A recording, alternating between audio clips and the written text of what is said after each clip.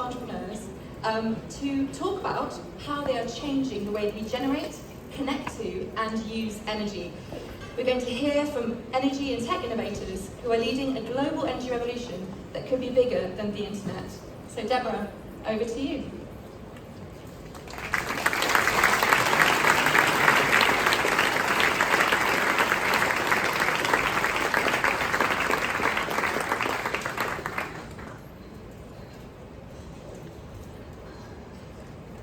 I ran. I'm very excited to be here. So afternoon everyone, I am actually genuinely excited to be here. I wish you had a microphone in our conversation out the back, because that was definitely worth recording. Really fascinating stuff. So we have a brilliant panel to talk to this afternoon. So their names are up there, but I'm actually going to ask them to introduce themselves and say a little bit about what they do. I have it written on a piece of paper, but I think it's going to come to life a lot more if you explain it yourself. So this is AMRIT CHANDAN, founder of ACELERON Energy, the world's most sustainable lithium battery. What's that all about? Thank you so much, Deborah. Yes, I'm AMRIT, CEO and co-founder of ACELERON, and we want to solve the waste challenge that exists within the electronics industry, particularly in the battery space. So for us, it's about sort of making sure that we extract all the value that goes into producing a battery, which typically sort of never meets sort of the full life that it's capable of, because it's discarded before it needs to be. So how can we make that the most sustainable and therefore extract as much value from it as possible? That sounds fantastic. And DIDEM and ATEJ. You're VIP, you are VIP, but you're VP AI Strategy and Innovation at Schneider Electric. What does that look like on a day-to-day basis? So I determine our AI and generative AI these days strategy across the company. We started with internal functions, and of course we'll be looking at external activities as well. Thank you. Well, I joined 3 months ago after 11 years with Microsoft, always in the AI space. And Caroline COCHRAN co-founded and is Chief Operating Officer of OKLO Inc. Listen, your description contained the words fission, and I thought I'm going to leave that up to you now, because I wasn't very good at physics. Yeah. Yes, Caroline COCHRAN, co-founder of OKLO Inc. We use advanced fission to power clean power plants. Fission is the reaction that powers nuclear power plants. We call it advanced because it allows us to have inherent safety characteristics to even use nuclear waste as fuel. So it's a very exciting space to be in.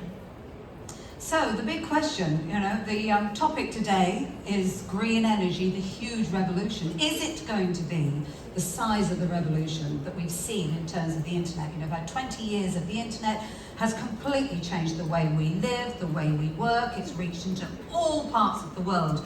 Are we facing the same revolution? I'm going to ask you that question, DIDEM, because I guess working with AI, you spend a lot of time looking into the future and predicting what you see. Well, if we look at internet's expansion first, we had the booms, we had the bust, we had Amazon. Really, it took a while to change our lives, but it was also, on a daily basis, it was also quite fast.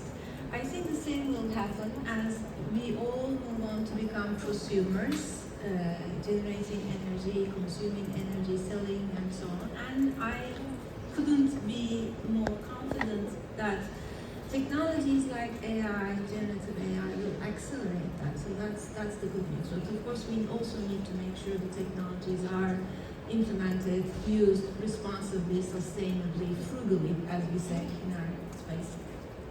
Caroline, how do you see the future? Do you see it as this big, huge revolution of change? Absolutely. I think the title of this panel is very timely, and it's good to highlight how huge this is. I think it's easy to say, oh, electricity use is growing, we need it to be more clean. It's like, no, electricity use is going to triple in a few decades. Triple global electricity production. And AI is changing how data centers even work. And so data centers and similar kind of facilities are already one of the biggest electricity consumers in the world right now. And so I think that nexus of energy and talking about AI, having you on this panel, it couldn't be more timely. And I think the urgency and the massive scale is even hard to comprehend. And AMRIT, do you have this same vision of this massive revolution? Yes, absolutely. We have to change the way we do things. Ultimately, we're using the same infrastructure that's been in place since the Victorian times in the UK. There is so much opportunity to change things.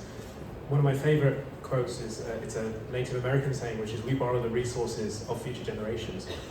And the current energy infrastructure is set up, it's all about burning fossil fuels, using sort of yesterday's technology to produce the power that we live with. This isn't about creating a long-lasting legacy for many future generations to enjoy all of the benefits that we have enjoyed as well.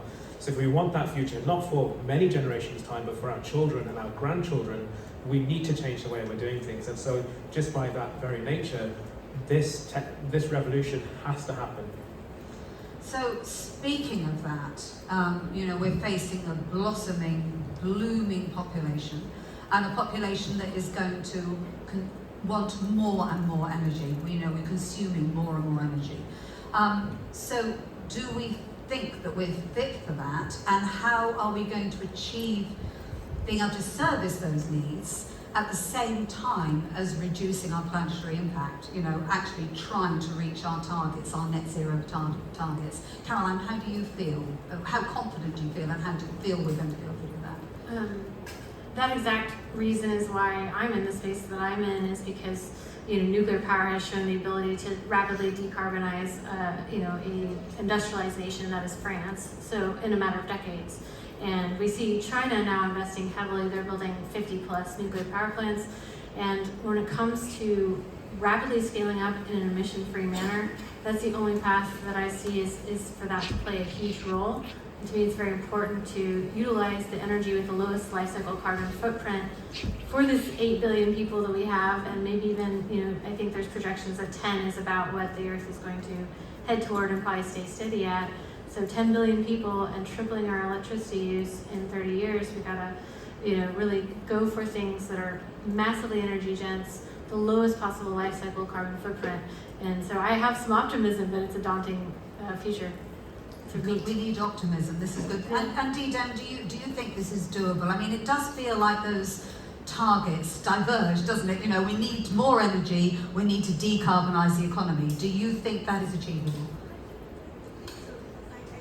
We sit in a sweet spot, right? We do know that digitalization is the way to go, electrification is the way to go, and all those sometimes contradictory forces, my space, I would like to think, helps a lot, because it's all about data, it's all about sustainability first mindset. I would say it's never about technology. I've been in disruptive technology space for 25 years right now. Technology is usually not it's the mindset, it's the people, the culture, and if we can accelerate that, I think we'll have higher chances of success. And AMRIT, are you confident? Are you optimistic?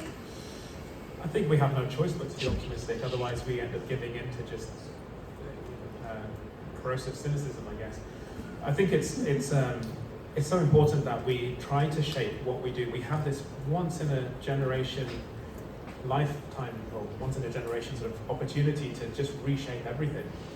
We've had so many once in a generation events happen over the last sort of 20 years or so, but we have the opportunity to not just think about financial return with everything we do, but also environmental return and societal return. And if we can get all of those things working together, we create a generative system which is suitable for the future and deserves to have a place for the future.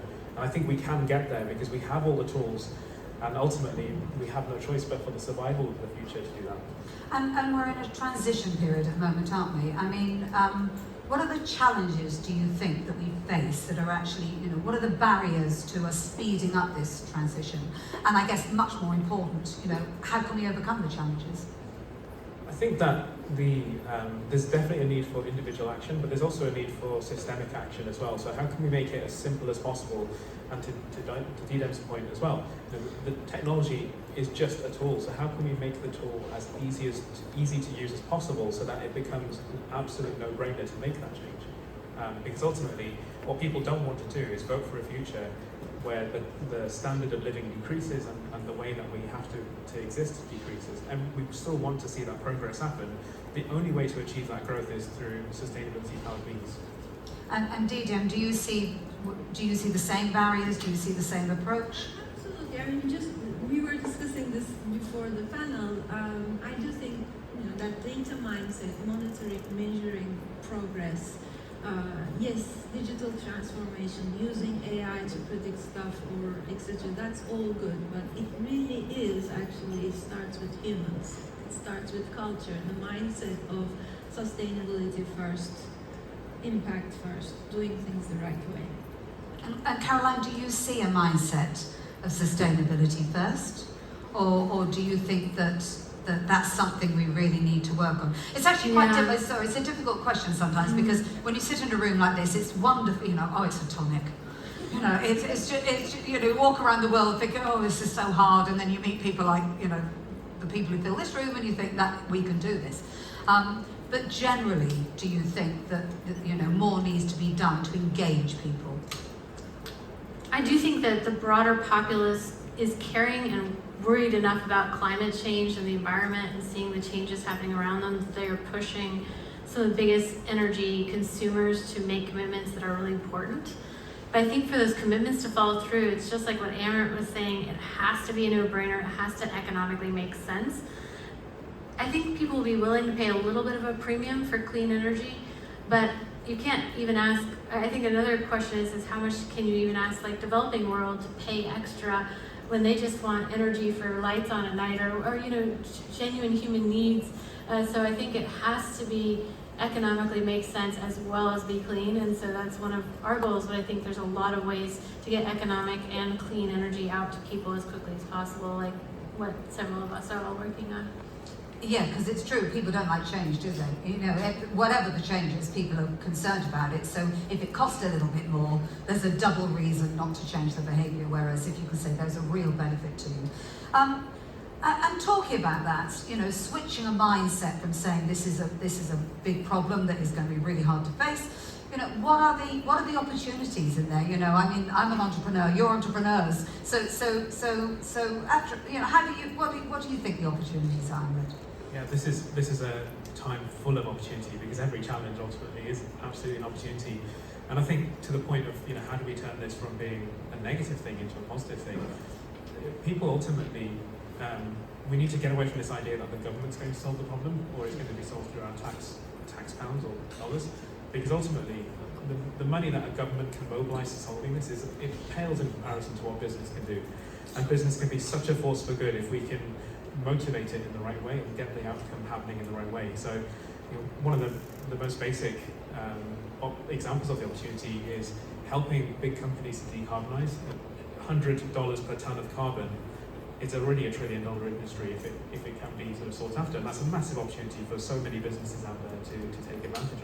Well, I guess you, Caroline, you are there. You are taking the opportunity. How challenging has that been for you? Is the world ready for it? Are you facing barriers when you present brand new ideas to solve these huge problems?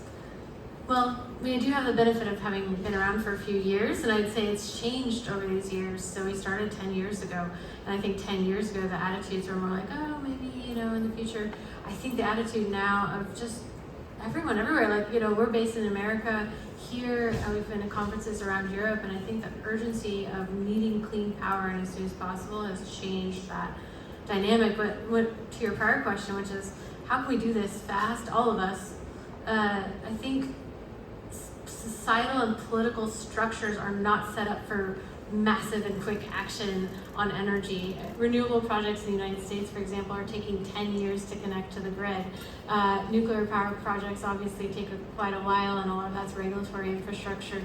So I think that urgency is going to have to translate to political and societal structures in a way that allows for this quick change. And sometimes people use the phrase like moonshot or something. We have to recognize that we're in a global fight for something huge that needs to happen quickly. And DIDEM, you work for a big organisation. Are you finding the mood in there changing? I mean, I don't know. Is Schneider, do you consider it an entrepreneurial organisation in any event? And are you finding the speed and the mood changing within a huge organisation? Absolutely. I feel actually very proud to work for a company like Schneider Electric. I have tried to learn the most. In fact, I just met with Schneider Ventures before joining this meeting, and the amount of energy, the focus, the partnership efforts, the ecosystem uplifting efforts are fantastic. It's quite admirable. And you were asking about the opportunities. I'll be a bit selfish.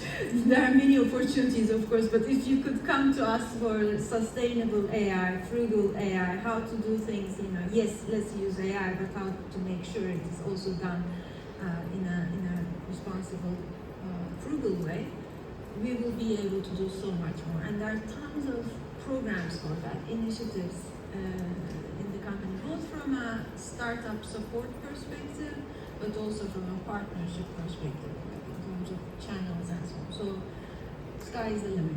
So more collaborations. Are you Absolutely. seeing that happen? Absolutely.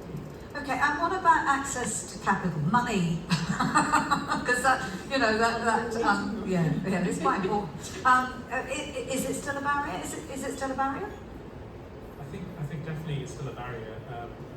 It's particularly sort of in the UK investment scene. It's definitely a challenge, and that's mostly because of the market conditions at the moment. So the interest rates have increased, and everything just becomes so much harder in times of economic difficulty, because then everyone's tightening their belts and want to sort of focus on the shortest term opportunities. But I think there's also a lot of goodwill out there as well. There's a lot of funds that have gone specifically into ESG related activities, into wanting to sort of help.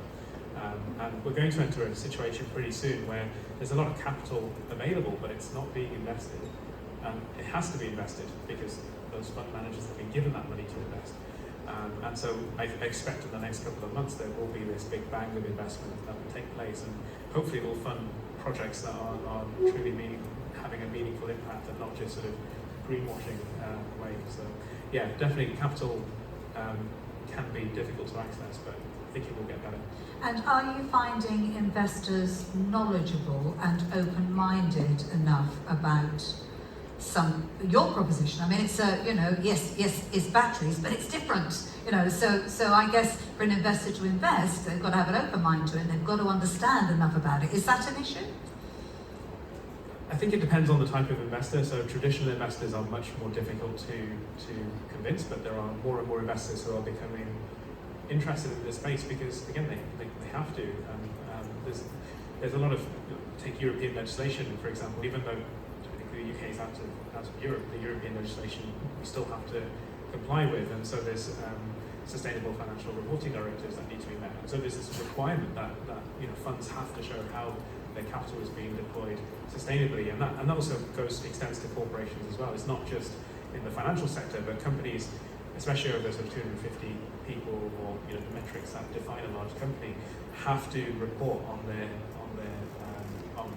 progress towards net zero and what they're actually doing, and that's coming even more, just like GDPR kind of came with a bang. That legislation is going to get tighter and tighter, so I think that will really help unlock a lot of capital in the space.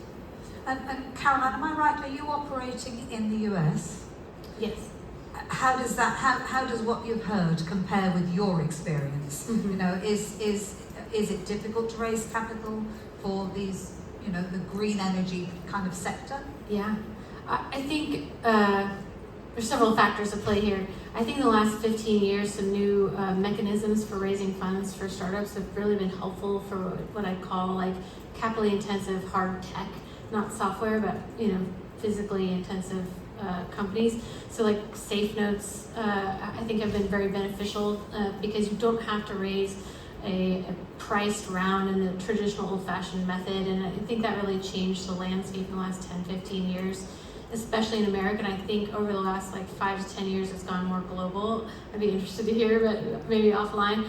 But I think I think it's fairly global. What AMRIT was saying though is that the drop in investment of capital since like 2021, 2022 is just pretty abysmal.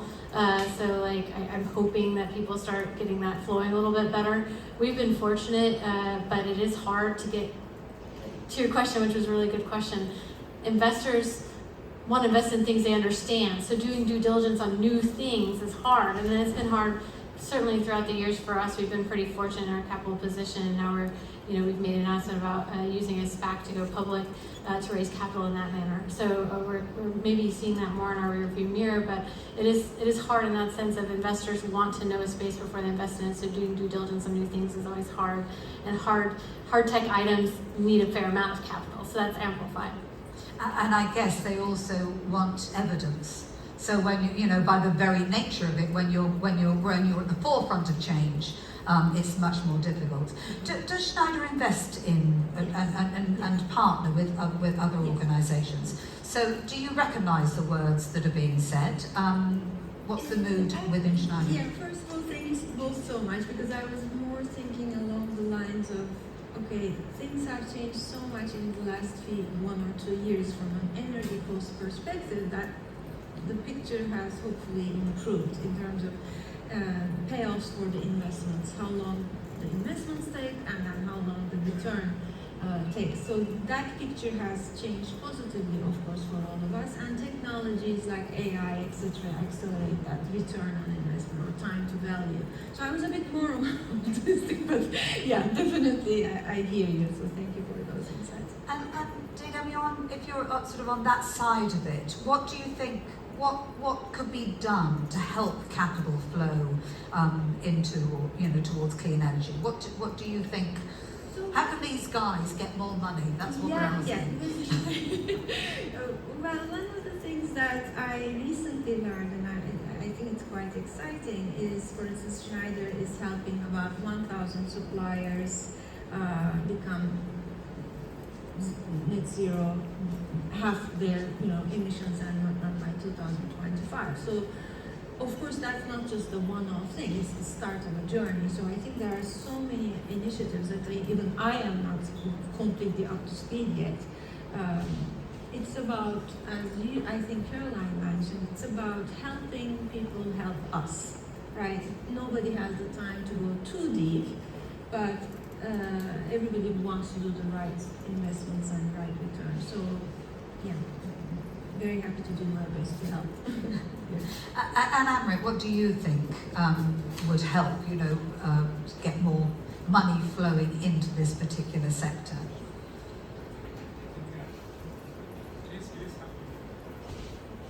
Is your microphone on? Can you hear? Can you hear all right? No, I didn't think so. I don't think it's you, is it? Oh, the man's running onto the stage to fix you. There you go. No, that's not working. What would you like to say, and I'll say it for you? No.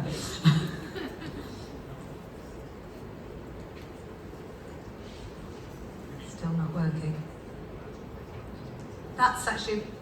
You took control there. Thank you very much. Yes, Caroline. What do you? Because you had a good view on a good understanding of what you felt needed to be done, but how do you feel you can encourage more money to flow into the clean energy sector? That's a great question. I think there are interesting governmental initiatives that I do think help.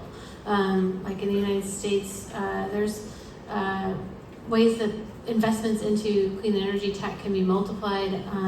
For instance, through investment tax credits or so forth. I think there's also clean energy loans, for instance, in the United States, that I think can be a compelling way to motivate investors to see a return on their investment or feel like the risk is reduced. Maybe AMRIT, you want to speak a little more? Back to you. Thank you, Deborah. Great, it's working. So yeah, from my perspective, there are a couple of things that we could change. I think one of the great things that we could do is sort of relook at state aid legislation that's in the UK. So for those who don't know, there are caps on how much money can be invested directly by government in technologies. And I think sort of if the government were able to do more and it wasn't sort of at below cost intervention rates, that would make a huge difference because it helps de-risk them for the private sector. And I think that, you know, as a nation, we could take much more pride in the companies that are doing really great things, and you know, there's a whole piece there around sort of, you know, being able to then protect and safeguard those for the future as well. So I think there's a lot of things policy-wise that the government could do. I think there's also sort of things for investors as well, where, you know, more and more funds are becoming specialised, and so it's a classic sort of supply and demand equation, where if there's more demand for it, then the supply will come as well. So we're going to see that as more and more natural disasters happen, as sort of the pace of change needs to increase, then naturally will be more investment coming into this sector. Actually, you raise an interesting point about the balance between private and public capital. Do you think the balance is right at the moment? I'm guessing from your answer that you think that the public sector could probably do more to encourage or to match or to generate funds. Would you agree? Yeah, I mean, there is a lot of support already from the public sector, so there's a whole raft of sort of grant programs that are available. I think it's helping to get the investment culture to a place where we can embrace risk better. I think to sort of the US point, it's so much more risk friendly in the US than it is in the UK. I guess the difference is in the US it's sort of optimized for big returns. In the UK it's optimized to minimize losses. And I think if we were able to take a riskier approach, that would probably generate better results for the long run. And do you find, Caroline, I'll ask you this one, in terms of the follow-up funding, I sometimes feel within the UK we actually do startups quite well. You know, we encourage startups. Follow-on funding can get more difficult, and of course, which is odd, because you think, right, we've done it, we've got concept, we're ready to go, where's the money? Is that something you've come across, and does that happen in the US, or do you, and I'm going to ask you in a minute if you recognise that? Yeah, I'd say so, that it happens probably everywhere, where there's this kind of, well, I can't remember, I think there's a specific term for it, but there's kind of this valley of death after a lot of people are willing to put in a little bit of money in seed funding, and you know, to have kind of a bite at the apple of a potentially high return, but they don't have the appetite to really do and again, I think it goes back to feeling incompetent to do significant due diligence once it gets to that time that, you know, they really would have to invest more capital. I wanted to echo what AMRIT said. I think it's even interesting. It's interesting how culture plays a role. And I can't speak to the UK, I'm not here, our company's not based here, but I would say even between the west coast of the United States and the east coast of the United States, we've said the exact same thing that you're saying, which is capital tends to minimize downside on the East Coast more so than think about the potential upside and how much they want to be a part of that. And I think that there's almost no accounting for that, and how do you encourage that culture among investors? I think when investors see California investors, for instance, do well, maybe that encourages that. I do think hard tech has seen a boom in the last 10 years or so. Investors are more willing to have, as you're mentioning, DIDEM, like, you know, longer term returns. A lot of that's kind of become reclusive in the last couple of years, but I have some optimism that it will return. I do think that deregulation can help investors worry less about the risk of regulatory risk in the energy sector. Deregulation. Mm-hmm. Okay.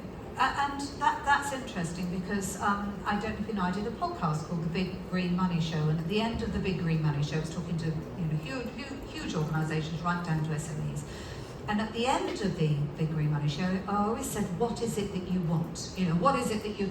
And actually they were talking about, they wanted legislation, they wanted a structure that they understood long term they were working to. Would you agree with that?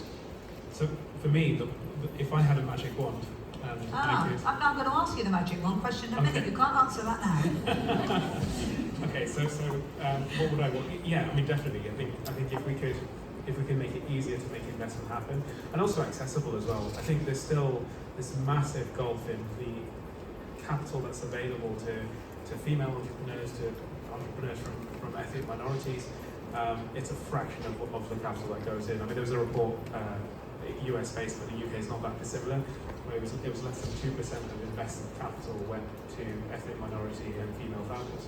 I think it's about 10% in the UK, but that's still a fraction of where it really needs to be. Because it's only because we are all human, we live together on this planet. It takes ideas from all sectors to make it work. And if we're only putting capital in one section of the market, we're never going to have a solution that works for everyone.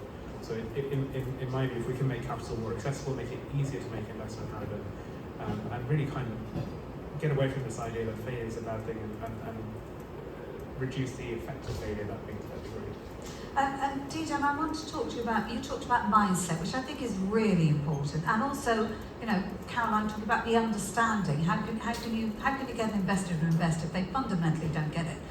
So DIDEM, how do you think we can change mindset? I mean, that's a big thing. That's a big thing in a nation or a group of investors, and that is a big question. But you know, how do you think we can go about that? I think it's education, really. It's not technology. It's not this. It's not government. It's really education, because at least experiencing, we are all hopefully good citizens or trying to be good citizens here. But when I look at my son or the young generations, it's natural for them. I mean, for us, it's almost like I need to think. For them, it's a given, and that's because of education, I feel. That's why everything, to me, comes back to our education systems, that sustainability first mindset, instilled from young age works. What's much better? So, you're going to get your magic wand moment. But you've got time to think. AMRIT's got his ready. You've got a magic wand. What would it get for you? So, to the point DIDEM just made about children, I have 2 young children. I have one that's 2 months old, I have one that's 3 years old. And the thought that they will face challenges in their lifetime, which I can only sort of imagine, is truly horrifying. Everything I do for them and for all the other children out there as well, because this is the next generation will be suffering for anything that we do not do or we choose to do. If I had a magic wand and I could change one thing, I would change the way that we value companies. Because at the moment, we value companies purely on their financial performance. So, Oh, yes. I would love to see the markets, the public markets, the private markets, value companies based on the financial return they generate, of course, but also the environmental return and the societal return, or the nature return that they're able to generate. Because surely we should be looking at the companies we invest in and the pension funds invest in and think, aren't they really there for the future? And do the companies that are currently the most valuable, are they truly the most valuable, or are they detracting from the world that we live in? So I imagine it'd probably be incredibly painful to do it, but if we could get to that place, that would be amazing. Thank you. Wonderful magic wand wish. It's your wish next. Thank you. Well, I'll be honest, there is no magic, but I do think everything is Is there possible. no magic? Don't tell me there's no magic. You're going to be temporary. No Father But Christmas no, next. I am an optimistic person. So, as I mentioned about, for instance, girls in AI, increasing diversity in technology and so on, it does happen one step at a time. Grassroots efforts work, education works, and people like this audience joins forces. That's the only magic. So for me, I would start indeed with education and truthful education, not memorizing things, not just ticking boxes, but real future forward-looking education. Yeah, well, education embeds it into the Exactly. everyday living, doesn't it? Absolutely right. Wonderful wish. Caroline, it's yours. Your magic wand. Thank you for giving me time to think about that. It's interesting because I find my mind going to, even though I believe that consumers and businesses have to actually do the activities that make things happen, I think ultimately my magic wand would be is that either all the governments in the world, or at least some leading governments in the world, not just make commitments, but actually think backwards on what would actually have to happen in what times to actually meet those commitments, and really think about being in a global moonshot position, and basically remove or figure out what regulatory barriers exist to keep us from being in a better world. So it's interesting because a lot of our regulatory barriers are set up to, help, I think, society or the planet, but in some cases we may have to change those in order to really rapidly deploy things that is needed to decarbonize. And as you say, rapidly, because we don't have time. I always say to people, we can do this. Human beings are amazing. This is a room full of amazing people who can do amazing things. The question is, have we the will? And do we, have we the will to do it fast enough? That's my question. I think there were 3 wonderful wishes, and I think you've been 3 fantastic panelists. I've been absolutely fascinated. Thank you very much for coming on and chatting with us all.